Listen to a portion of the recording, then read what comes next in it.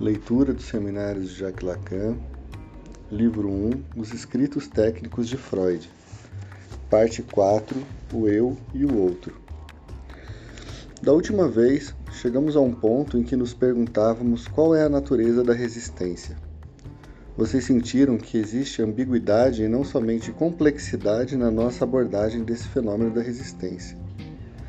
Diversas formulações de Freud parecem mostrar que a resistência emana daquilo que está para se revelar, isso é, do recalcado, Verdrängt, ou ainda do Interdrückt. Os primeiros tradutores traduziram Interdrückt por sufocado, é bem frouxo. Verdrängt ou Interdrückt seriam a mesma coisa? Não vamos entrar nesses detalhes, só o faremos quando tivermos começado a ver se estabelecerem na experiência distinções entre esses fenômenos. Gostaria de levá-los hoje, nos escritos técnicos, a um desses pontos em que a perspectiva se estabelece. Antes de manejar o vocabulário, trata-se de tentar compreender e, com esse fim, colocar-se num lugar a partir do qual as coisas se ordenem. Na apresentação de doentes da sexta-feira, anunciei-lhes a leitura de um texto significativo e vou tentar manter a minha promessa. Existe, no meio da coleção dos escritos ditos técnicos, um texto que se chama A Dinâmica da Transferência. Como todos os textos dessa coleção, não se pode dizer que tenhamos motivos para estar inteiramente satisfeitos com a sua tradução. Existem inexatidões singulares que vão até os limites da impropriedade. Há algumas espantosas. Então, vão todas no mesmo sentido, que é apagar as arestas do texto. Aqueles que sabem o alemão nem sei o quanto recomendar que se dirijam ao texto original. Assinalo um corte na tradução, um ponto colocado na penúltima linha que isola uma frase muito pequena que parece estar ali sem que se saiba o porquê. Enfim, lembremos-nos, ninguém pode ser morto in absentia ou in effigie. No texto em alemão existe, porque é preciso lembrar-se que ninguém pode ser morto in absentia ou in effigie. É articulado a frase precedente. Isolada, a frase não se pode a frase não se compreende quando o texto de Freud é perfeitamente articulado. A passagem desse artigo que lhes anunciei, vou lê-la. Vocês a encontrarão na página 55 da tradução francesa. Ela se articula diretamente com a passagem importante dos Studien, que eu lembrei para vocês, onde se trata da resistência encontrada por aproximação no sentido radial, como diz Freud no discurso do sujeito, quando ele se aproxima da formação profunda que Freud chama de núcleo patógeno. Estudemos um complexo patógeno às vezes muito aparente e às vezes quase imperceptível. Traduzirei antes por ou bem aparente como sintoma, ou bem impossível de aprender, não manifesto, porque trata-se da maneira pela qual o complexo se traduz, e é da tradução do complexo que se diz que ela é aparente ou que ela é imperceptível. Não é mais a mesma coisa que dizer que o próprio complexo o é. Existe na tradução francesa um deslocamento que basta para produzir uma flutuação. Eu continuo. Desde a sua manifestação no inconsciente até as suas raízes no inconsciente, chegamos logo a uma região em que a resistência se faz sentir tão nitidamente que a associação que surge, então, leva a sua marca dessa resistência e que nos parece como um compromisso entre as exigências dessa resistência e do trabalho de investigação. Não é propriamente a associação que surge, é a nächste Einfall, a mais próxima, a próxima associação. Mas, enfim, o sentido é conservado. A experiência, aí está um ponto capital, mostra que é aqui que surge a transferência. Quando alguma coisa entre os elementos do complexo, no conteúdo deste, é suscetível de se reportar à pessoa do médico, a transferência ocorre, fornece a ideia seguinte e se manifesta sob a forma de uma resistência, de uma parada das associações, por exemplo. Tais experiências nos ensinam que a ideia de transferência chegou a deslizar, de preferência a todas as associações passíveis até o consciente, justamente porque ela satisfaz a resistência. Esta última parte da frase é sublinhada por Freud. Um fato desse gênero se reproduz um número incalculável de vezes ao longo de uma psicanálise. Todas as vezes que nos aproximamos de um complexo patógeno, é antes a parte complexa que pode se converter em transferência, que é empurrada em direção ao consciente e que o paciente se obstina a defender com maior tenacidade. Os elementos desse parágrafo que merecem destaque são estes. Inicialmente, logo chegamos a uma região em que a resistência se faz sentir com nitidez. Essa resistência emana do processo mesmo do discurso, de sua aproximação, se é que posso dizer isso.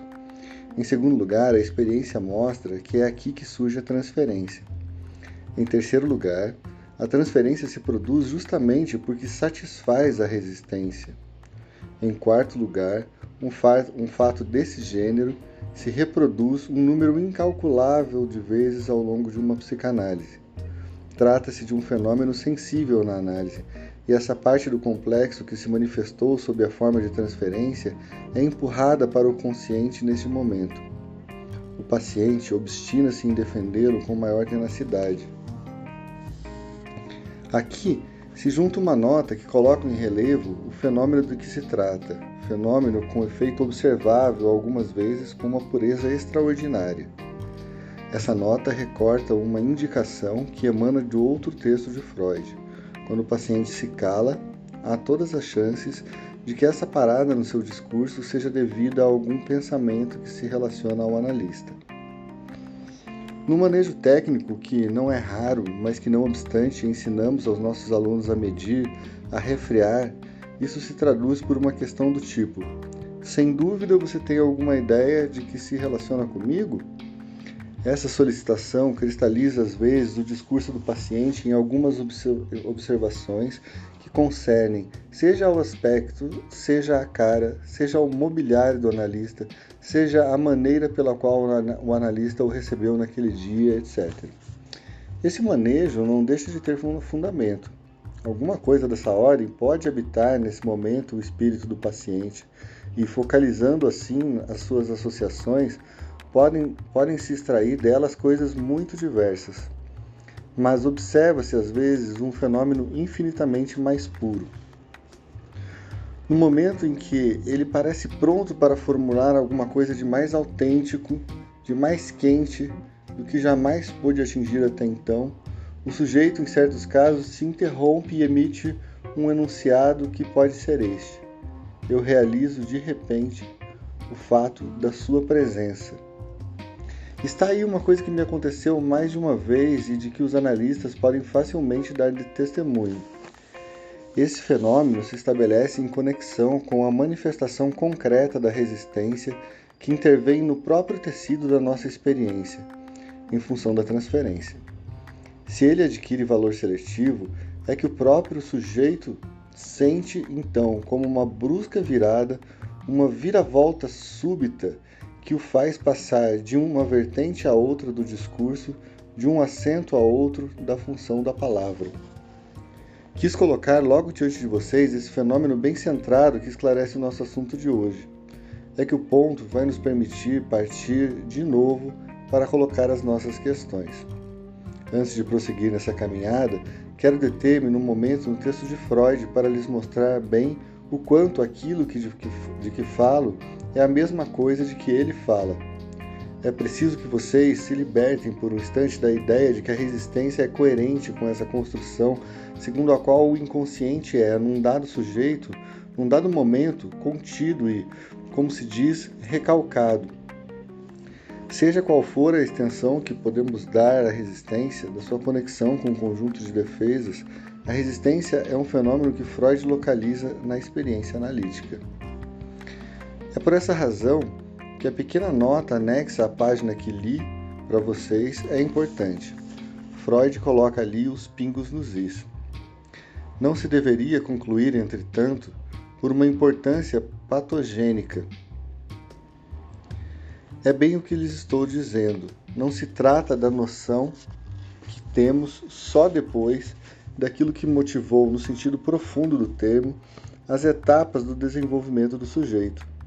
Por uma importância patogênica, particularmente grande do elemento escolhido em vista da resistência de transferência. Quando no curso de uma batalha os combatentes disputam encarniçadamente a posse de algum pequeno campanário ou de alguma fazenda, não deduzimos disso que essa igreja é um santuário nacional, nem que a fazenda abriga os tesouros do exército. O valor dos lugares pode ser tático e só existir para esse único combatente. É no movimento através do qual o sujeito se revela que aparece um fenômeno que é a resistência. Quando essa resistência se torna muito forte, surge a transferência. É um fato que o texto não diz um fenômeno de transferência. Se Freud tivesse querido dizer aparece um fenômeno de transferência, ele o teria dito.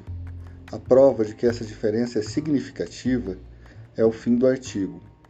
Na última frase, a que começa por reconheçamos que nada é mais difícil em análise do que, traduziu-se em francês por vencer as resistências, enquanto o texto diz Die Beseitigung der Übertragungsphänomene, isto é, o acosso dos fenômenos de transferência.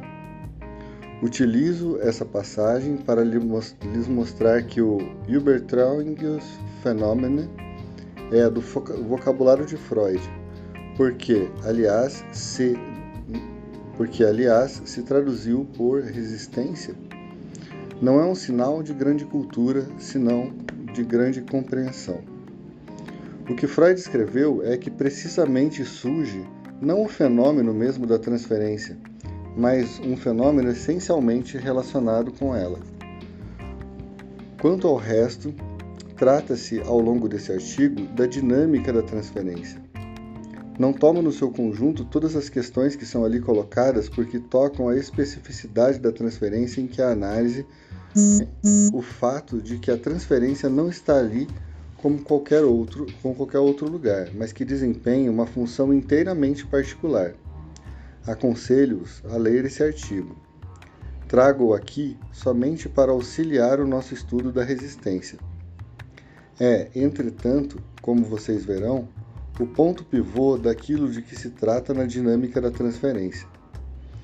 O que é que isso pode nos ensinar sobre a natureza da resistência? Pode isso nos permitir responder à questão quem fala e, portanto, saber o que quer dizer a reconquista, o reencontro do inconsciente? Colocamos a questão do que significam memória e rememoração, a técnica de rememoração do que significa livre associação, enquanto nos permite aceder a uma formulação da história do sujeito. Mas o que acontece com o sujeito ao longo desse progresso? Será que é sempre do mesmo sujeito que se trata? Eis-nos diante de um fenômeno onde apreendemos um nó nesse progresso, uma conexão, uma pressão original, ou antes, para falar propriamente, uma resistência. Vemos num certo ponto dessa resistência produzir-se o que Freud chama a transferência, quer dizer, aqui a atualização da pessoa do analista.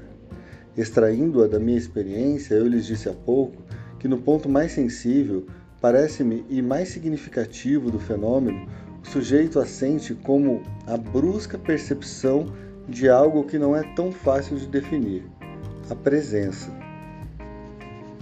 Está aí um sentimento que não temos o tempo todo. Certamente somos influenciados por toda espécie de presenças, e o nosso mundo só tem consciência de sua densidade, de sua estabilidade vivida, porque de certa maneira levamos em conta essas presenças, mas não as realizamos como tais. Vocês sentem que há um sentimento de que eu direi que tendemos incessantemente a apagá-lo da vida. Não seria fácil viver se a todo instante tivéssemos o sentimento da presença com tudo o que ela comporta de mistério. é um mistério que afastamos e ao qual, para dizer logo tudo, nos acostumamos. Acredito que está aí algo em que não chegaríamos nunca a parar demasiadamente. E vamos tentar tomá-lo por outras pontas, porque o que Freud nos ensina, o bom método analítico, consiste em reencontrar sempre uma mesma conexão, uma mesma relação, um mesmo esquema que se apresenta ao mesmo tempo nas formas vividas em comportamentos e também no interior da relação analítica. Trata-se para nós de estabelecer uma perspectiva, uma percepção em profundidade de diversos planos. Noções como o isso e o eu, que estamos habituados por certos manejos a colocar de maneira maciça, talvez não sejam simplesmente um par contrastado. É preciso escalonar aí uma estereoscopia um pouco mais complexa. Àqueles que assistiram ao meu comentário do Homem dos Lobos, já tão longínquo agora, há 1 ano e meio, eu gostaria de lembrar certos pontos particularmente surpreendentes desse texto. No momento em que aborda a questão do complexo de castração no seu paciente, questão que ocupa uma função extremamente particular na estruturação desse sujeito, Freud formula o problema seguinte: quando o temor da castração entra em questão nesse sujeito, aparecem sintomas que se situam no plano que chamamos comumente anal, porque são manifestações intestinais. Ora, todos esses sintomas nós os interpretamos no registro da concepção anal das relações sexuais, consideramos que eles testemunham uma certa etapa da teoria infantil da sexualidade. Com que direito? Pelo fato mesmo de que a castração entrou em jogo, o sujeito não se elevou a um nível de estrutura genital? Qual é a explicação de Freud? Quando o sujeito, diz Freud, tinha chegado a uma maturação ou pré-maturação infantil e estava maduro para realizar ao menos parcialmente uma estruturação mais especificamente genital da relação dos seus pais, recusou a posição homossexual, que é a dele nessa relação, não realizou a situação edipiana, recusou, rejeitou, a palavra alemã é verwirft, tudo o que é do plano da realização genital. Voltou à sua verificação anterior dessa relação afetiva e retirou-se para posições da teoria anal da sexualidade. Não é nem mesmo um recalque no sentido em que um elemento que teria sido realizado num certo plano se encontraria posto de lado. Recalque, diz ele na página 111, é outra coisa. Na tradução francesa, devido a pessoas cuja intimidade com Freud deveria tê-las iluminado um pouco mais, mas sem dúvida não basta ter levado a relíquia de uma personalidade eminente para estar autorizado a fazer de si mesmo o guardião dela. Traduz-se. Um recalque é outra coisa que um julgamento que rejeita e escolhe. Por que traduzir Verfärbung assim? Convenho que é difícil, mas a língua francesa... Sr. Hippolyte. Rejeição? Lacan. Sim, rejeição, ou no caso, recusa. Porque introduzir, de repente, um julgamento aí dentro a um nível em que nenhum lugar há traço de Urteil. A Verfärbung. 3 páginas adiante, na linha 11, após a elaboração das consequências dessa estrutura, Freud conclui dizendo Klei Urteil über seine. É a primeira vez que Urteil vem a sua pena para encerrar a sua passagem. Mas aqui não há. Nenhum julgamento foi feito sobre a existência do problema da castração, mas são coisas que estão aí, como se elas não existissem. Essa articulação importante indica-nos que, na origem, para que o recalque seja possível, é preciso que exista um para além do recalque, algo derradeiro, já constituído primitivamente, um primeiro núcleo do recalcado que não só se revela, mas que, por não se formular, é literalmente como se não existisse. Sigo aí o que diz Freud, e entretanto, em certo sentido, está em algum lugar porque Freud nos diz isso em toda parte. Ele é o centro da atração que chama para si todos os recalques ulteriores. Eu direi que é a essência mesma da descoberta freudiana. Para explicar como se produz um recalque de tal ou tal tipo, histérico ou obsessivo, não é necessário, afinal de contas, recordar uma predisposição inata. Freud admite isso, às vezes, como um grande quadro geral, mas nunca como um princípio. Leia um artigo de 1898 sobre as neuroses de defesa. As formas que tomam o recalque são atraídas por esse primeiro núcleo, que Freud atribui então a uma certa experiência, a que chama de experiência original do trauma. Retomaremos mais tarde a questão do que quer dizer trauma, cuja noção deve ter sido relativizada, mas retenham que o núcleo primitivo é de um nível diferente dos avatares do recalque. É o fundo e o suporte deles. Na estrutura daquilo que acontece ao homem dos lobos, o Verwerfung da realização da experiência genital é um movimento inteiramente particular, que o próprio Freud diferencia de todos os outros. Coisa singular, o que está ali excluído da história do sujeito e que ele é incapaz de dizer, foi preciso para dar cabo disto. O acosto de Freud. É somente então que a experiência repetida do sonho infantil tomou o seu sentido e permitiu não o revivido, mas a reconstrução direta do sujeito histórico, ou a reconstrução direta da história do sujeito. Suspendendo por um momento o tema do homem dos lobos para tomar as coisas por uma outra ponta. Tomemos a Traumdeutung no capítulo 7, consagrado aos processos do sonho. Freud começa resumindo o que se depreende de tudo que elaborou ao longo do seu livro. A quinta parte do livro começa por essa frase magnífica. É bem difícil restituir pela descrição de uma sucessão, porque ele reelabora mais uma vez tudo que já explicou sobre o sonho. A simultaneidade de um processo complicado e, ao mesmo tempo, parecer abordar cada nova exposição sem ideia pré-concebida. Essa frase indica bem as dificuldades mesmas que tenho aqui também eu a retomar incessantemente este problema que está sempre presente na nossa experiência, porque é preciso, sob formas diversas, chegar a criá-lo a cada vez sob um novo ângulo. Freud explica-nos que é preciso refazer a cada vez o inocente. Há neste capítulo um processo que tocamos com o dedo em alguma coisa verdadeiramente muito singular. Freud enumera todas as objeções que se podem fazer sobre a validez da lembrança do sonho. O que é o sonho? A reconstituição do que o sujeito faz dele seria exata? Que garantia temos nós de que uma verbalização ulterior não se misturou aí? Todo sonho não seria uma coisa instantânea, a qual a palavra do sujeito dá uma história?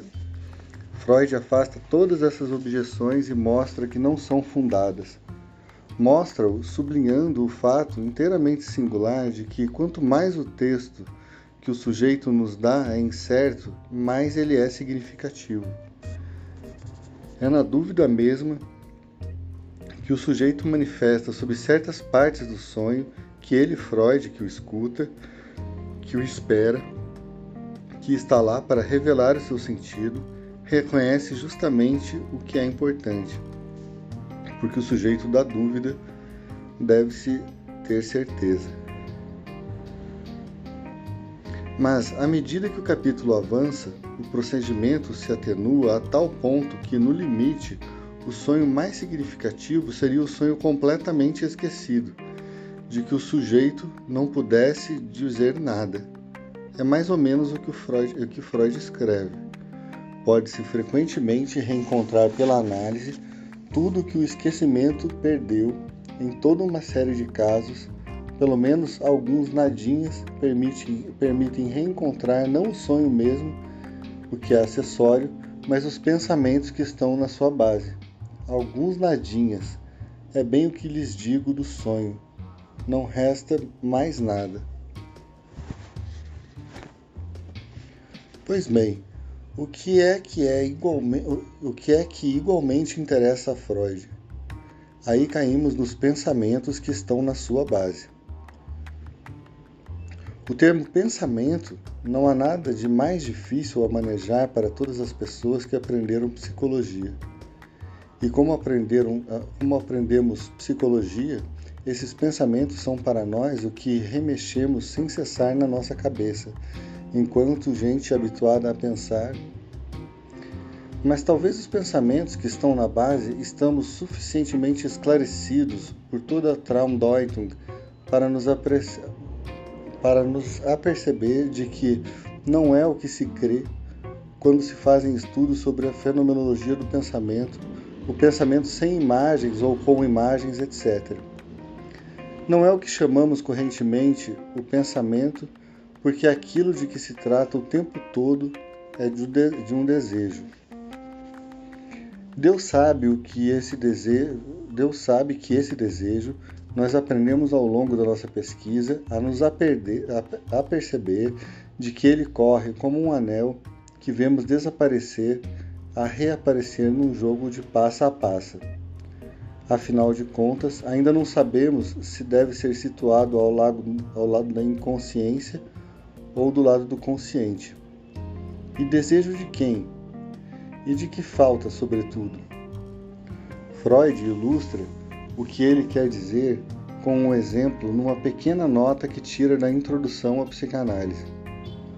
Uma doente, ao mesmo tempo cética e muito interessada por ele, Freud, lhe conta um sonho bastante longo durante o qual, diz ela, certas pessoas lhe falam sobre o livro de Witz e falam bem do livro. Tudo isso parece não trazer nada. Trata-se, em seguida, de outra coisa, e tudo o que resta do sonho é isto: canal. Talvez um outro livro onde haja essa palavra, algo em que se trata de canal. Ele não sabe, é inteiramente obscuro. Resta, pois, canal, e não se sabe a que isso se relaciona, nem de onde vem, nem onde vai. Bem, é isso que é o mais interessante, diz ele.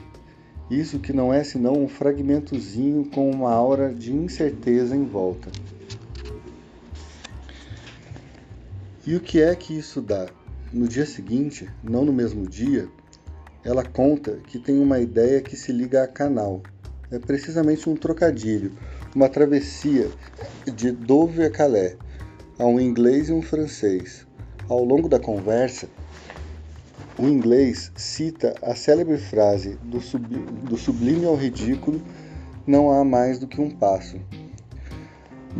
E o francês galante responde, sim, o passo de Calais. O que é particularmente gentil para o interlocutor. Ora, o passo de Calais é o canal da Mancha. Reencontramos, pois, o canal e, ao mesmo tempo, o quê? Prestem bem atenção, porque isso tem a mesma função que o surgimento da presença no momento das resistências. A doente, cética, discutiu longamente antes o mérito da teoria de Freud sobre o trocadilho. Após sua discussão, no momento em que o seu discurso hesita e não sabe mais onde deseja ir, aparece exatamente o mesmo fenômeno, como dizia outro dia Manoni, que me pareceu muito feliz porque falava enquanto parteiro. A resistência se apresenta pelo ângulo transferencial. Do sublime ao ridículo não há mais do que um passo. Está aí o ponto em que o sonho se liga ao auditor, porque isso é para Freud. Assim, canal não era grande coisa, mas após associações é indiscutível. Gostaria de tomar outros exemplos. Deus sabe o quanto Freud é sensível no seu agrupamento dos fatos, e não é por acaso que as coisas vêm reunir-se em certos capítulos. Por exemplo, acontece no sonho no momento em que ele toma certa orientação, fenômenos que são muito especialmente de ordem linguística. Um erro de linguagem é feito pelo sujeito em plena consciência. O sujeito sabe no sonho que é um erro de linguagem porque uma personagem intervém então para corrigi-lo. Num ponto crítico, há, pois, ali uma adaptação que se realiza mal e cuja função se desdobra sob os nossos olhos. Mas deixemos isso de lado por enquanto. Tomemos ainda, eu escolhi essa manhã um pouco ao acaso, esse exemplo célebre que Freud publicou em 1898 no seu primeiro capítulo da Psicopatologia da Vida Cotidiana.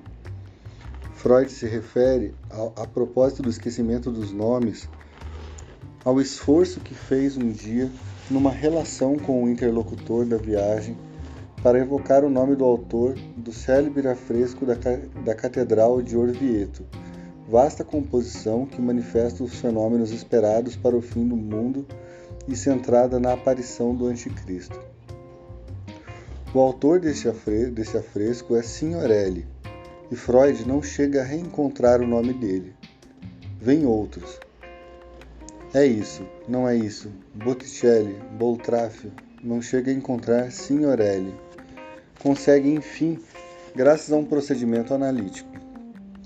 Porque esse pequeno fenômeno não surge do nada, está inserido no texto de uma conversa.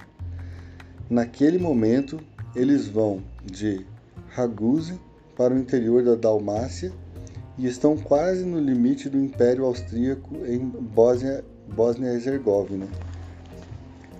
Esta palavra Bósnia dá lugar a um certo número de anedotas, e Herzegovina também. Depois, vem algumas observações sobre uma disposição particularmente simpática da clientela muçulmana, que é, numa certa perspectiva, primitiva e que testemunha aqui uma extraordinária decência. Quando o médico dá uma notícia muito má, que a doença é incurável, o interlocutor de Freud parece com efeito ser um médico que tem prática nessa região.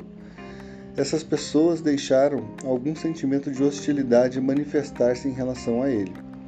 Além disso, imediatamente em seguida se endereçam a ele, dizendo: Herr, se tivesse havido algo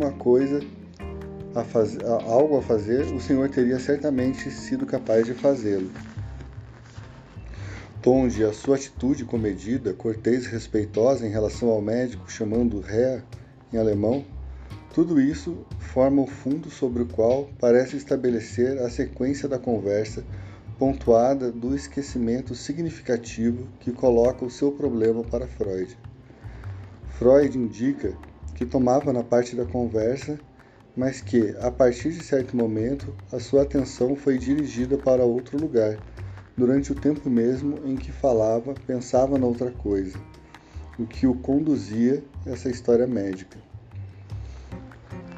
Por um lado, voltava-lhe a ideia o valor que dão os pacientes, especialmente islâmicos, a tudo que é da ordem das funções sexuais. Literalmente, um paciente que o tinha consultado por perturbações da potência sexual lhe havia dito: se não se tem mais isso, a vida não vale mais a pena ser vivida. Por outro lado, ele se lembrava de ter sabido, em um dos lugares em que tinha feito uma estada, da morte de um de seus pacientes, de quem tinha cuidado durante muito tempo, coisa que não se fica sabendo, diz ele, sem um certo abalo. Não quisera exprimir esses pensamentos concernentes à valorização dos processos sexuais, porque não estava muito seguro do seu interlocutor. E, além disso, não tinha parado de bom grado o seu pensamento a respeito da morte desse doente. Mas, pensando nisso tudo, havia retirado a sua atenção daquilo que estava começando a dizer. Freud faz no seu texto um quadrinho muito bonito. Dirijam-se à edição Imago, onde escreve todos os nomes: Botticelli, Boltraffio, Herzegovina, Signorelli, e embaixo dos pensamentos recalcados o som Herr e a questão. O resultado é o que ficou. A palavra senhor foi trazida pelo Herr daqueles muçulmanos tão polidos.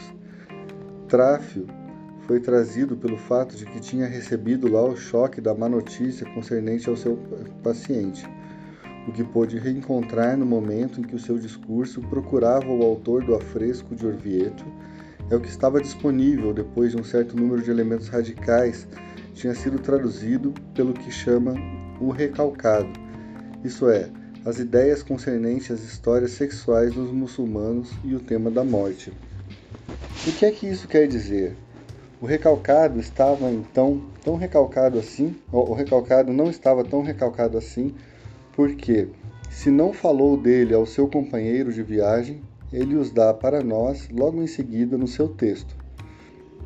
Mas tudo se passa, com efeito, como se essas palavras, pode-se falar de palavras, mesmo se esses vocábulos são partes de palavras, porque eles têm uma vida de palavras individuais, fossem a parte do discurso que, na verdade, Freud tinha de sustentar para seu interlocutor, e ele não disse, embora tenha começado.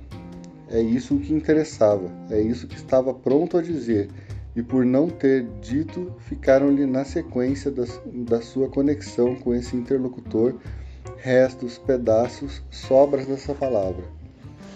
Vocês não veem aí o quanto esse fenômeno se passa ao nível da realidade, que se passa ao nível da realidade é complementar do que se passa ao nível do sonho?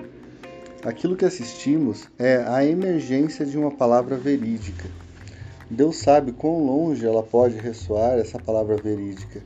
De que é que se trata, senão do absoluto, a saber, da morte que ali está presente e a qual Freud nos diz que preferiu, e não simplesmente por causa do seu interlocutor, não se afrontar muito? Deus sabe também que o problema da morte é vivido pelo médico como um problema de domínio. Ora, o médico, no caso de Freud, como o outro, perdeu. É sempre assim que sentimos a perda do doente, sobretudo quando tratamos dele por muito tempo. O que é que decapita, pois, o Signorelli? Tudo se concentra, com efeito, em torno da primeira parte desse nome e da sua ressonância semântica.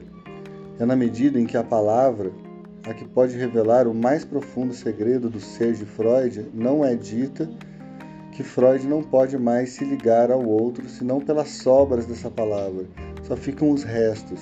Os fenômenos do esquecimento estão aí literalmente manifestados pela degradação da palavra na sua relação com o outro. Ora, eis aonde eu queria chegar, através de todos esses exemplos.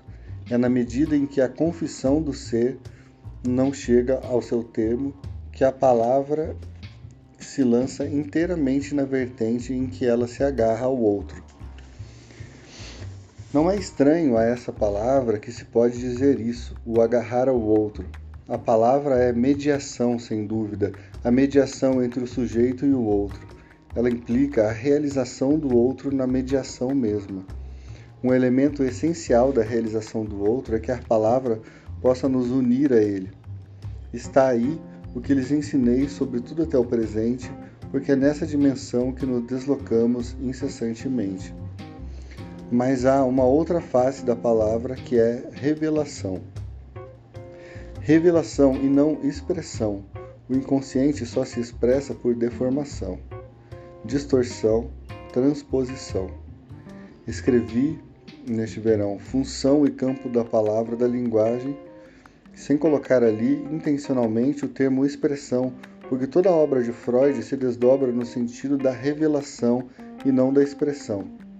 A revelação é o móvel último daquilo que procuramos na experiência analítica.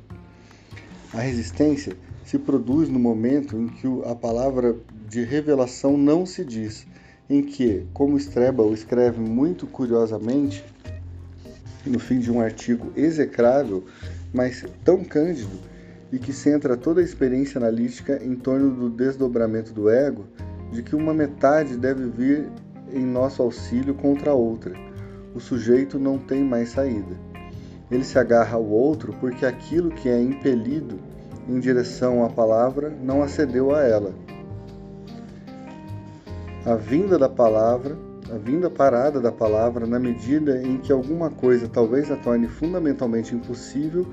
Aí está o ponto pivô que na análise bascula inteira para a primeira face, se reduz à sua função de relação ao outro.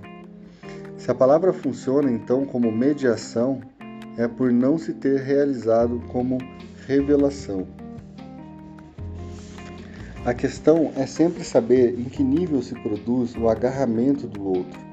É preciso estar tão imbecilizado quanto se pode estar, por certa maneira de teorizar, de dogmatizar, de se arregimentar na técnica analítica, para nos ter dito um dia que uma das condições prévias do tratamento analítico era o quê? Que o sujeito tem uma certa realização do outro como tal. Claro, espertalhão, mas trata-se de saber a que nível esse outro é realizado e como, em que função, em que círculo da subjetividade, a que distância se encontra esse outro. Ao longo da experiência analítica, essa distância varia sem cessar. Besteira pretender considerá-la como um certo estado do sujeito. É o mesmo espírito que faz o Sr. Piaget falar da noção egocêntrica do mundo da criança, como se os adultos tivessem o que ensinar sobre isso à molecada. E eu gostaria muito de saber, nas balanças do eterno, o que pesa como a melhor apreensão do outro a que pode ter o Sr. Piaget na sua posição de professor e na sua idade, ou a que tem uma criança. A criança, nós a vemos prodigiosamente aberta a tudo que o adulto lhe traz do sentido do mundo. Será que nunca se reflete sobre o que significa, no que diz respeito ao sentimento do outro, essa prodigiosa permeabilidade a tudo que é mito, lenda, conto de fada, história, essa facilidade em se deixar invadir pelos relatos? Acredita-se que é compatível com os pequenos jogos de cubo, graças aos quais o Sr. Piaget nos mostra que a criança acede a um conhecimento copernicano do mundo? Trata-se de saber como, num dado momento, aponta em direção ao outro esse sentimento tão misterioso da presença. Talvez esteja integrado àquilo de que Freud nos fala na dinâmica da transferência, quer dizer, a todas as estruturações prévias, não somente da vida amorosa do sujeito, mas de sua organização do mundo. Se eu tivesse de isolar a primeira inflexão da palavra, o momento primeiro onde se infere, na sua curva, toda a realização da verdade do sujeito, o nível primário em que a captação do outro toma sua função, eu isolaria numa fórmula que me foi dada por um daqueles que estão aqui e que eu controlo. Eu lhe perguntava, em que pé está o seu sujeito a seu respeito essa semana? Ele me deu então uma expressão que coincide exatamente com o que eu tinha tentado situar nessa inflexão. Tomou-me como testemunha. E com efeito, está aí uma das funções mais elevadas, mas já desviadas da palavra, a tomada como testemunha. Um pouco mais adiante será a sedução. Um pouco mais adiante ainda, a tentativa de captar o outro num jogo em que a palavra passa mesmo. A experiência analítica nos mostrou bem isso. Há uma função mais simbólica, há uma satisfação instintiva mais profunda. Sem contar o último termo, desorganização completa da função da palavra nos fenômenos de transferência, em que o sujeito, nota Freud, se libera inteiramente e chega a fazer exatamente o que lhe agrada. Afinal de contas, aquilo a que somos levados por essa consideração não será aquilo de que parti no meu relato sobre as funções da palavra, a saber, a posição da palavra vazia e a da palavra plena na medida em que realiza a verdade do sujeito, palavra vazia em relação àquilo que tem de fazer hic et nunc com o seu analista, em que o sujeito se perde nas maquinações do sistema da linguagem, no labirinto dos sistemas e das referências que lhe dá o estado cultural em que, mais ou menos, toma parte. Entre esses dois extremos, desdobra-se toda uma gama de realização da palavra. Essa perspectiva leva-nos exatamente a isso. A resistência de que se trata projeta os seus resultados no sistema do eu, na medida em que o sistema do eu não é nem mesmo concebível sem o sistema, se é que se pode dizer, do outro lado. O eu é referente ao outro. O eu se constitui em relação ao outro. Ele é seu correlato, o nível no qual o outro é vivido, exatamente o nível no qual literalmente o eu existe para o sujeito. A existência, com efeito, encarna-se no sistema do eu e do outro. Ela se realiza aí tal ou tal momento da análise. Mas é do outro lugar que ela parte, a saber, da impotência do sujeito para desembocar no domínio da realização da sua verdade, de um modo, sem dúvida, mais ou menos definido para tal sujeito pelas fixações do caráter da sua estrutura, é sempre num nível, num certo estilo da relação ao outro que se projeta o ato da palavra. A partir desse momento, vejam o paradoxo da posição do analista. É no momento em que a palavra do sujeito é a mais plena que eu, analista, poderia intervir. Mas eu interviria em quê? No seu discurso. Ora, quanto mais íntimo é o discurso para o sujeito, mais eu me centro nesse discurso. Mas o inverso é igualmente verdadeiro. Quanto mais o seu discurso é vazio, mais eu sou levado também eu a me agarrar ao outro, a fazer o que se faz o tempo todo, nessa famosa análise das resistências, a procurar o além do seu discurso. Além, reflitam bem, que não está em parte alguma, além que o sujeito tem de realizar, mas que justamente não realizou, e que é, então, feito de minhas projeções no nível em que o sujeito o realiza naquele momento. Eu lhes mostrei da última vez os perigos das interpretações ou imputações intencionais que, verificadas ou não, suscetíveis ou não de verificações, não são, na verdade, mais verificáveis do que qualquer sistema de projeções. E é exatamente aí que está a dificuldade da análise. Quando dizemos que fazemos a interpretação das resistências, estamos em presença dessa dificuldade. Como operar a um certo nível de menor densidade da relação da palavra? Como operar nessa interpsicologia, ego e alter ego, a que nos reduz a degradação mesma do processo da palavra? Em outros termos, quais são as relações possíveis entre essa intervenção da palavra, que é a interpretação, e o nível do ego, na medida em que esse nível implica sempre correlativamente o analisando e o analista? Quando a função da palavra caiu tão bem no sentido do outro, que ela não é nem mais na mediação, mas somente violência implícita, redução do outro a uma função correlativa do eu do sujeito, que podemos nós fazer para manejar ainda de forma válida a palavra na experiência analítica? Vocês sentem o caráter oscilante do problema. Ele nos leva a essa questão. O que é que quer dizer esse apoio no outro? Por que o outro se torna tanto menos verdadeiramente outro, quanto mais se torna exclusivamente a função de apoio? É desse ciclo vicioso que se trata de sair da análise. Não estaríamos nós tanto mais presos aí, quanto mais a história da técnica mostra que sempre se pôs um acento mais forte sobre o aspecto egóico das resistências. É o mesmo problema que se exprime ainda sob essa fórmula. Por que o sujeito se aliena tanto mais, quanto mais se afirma como eu? Voltamos assim à questão da sessão precedente, que é então aquele que, para além do eu, procura fazer-se reconhecer? 3 de fevereiro de 1954.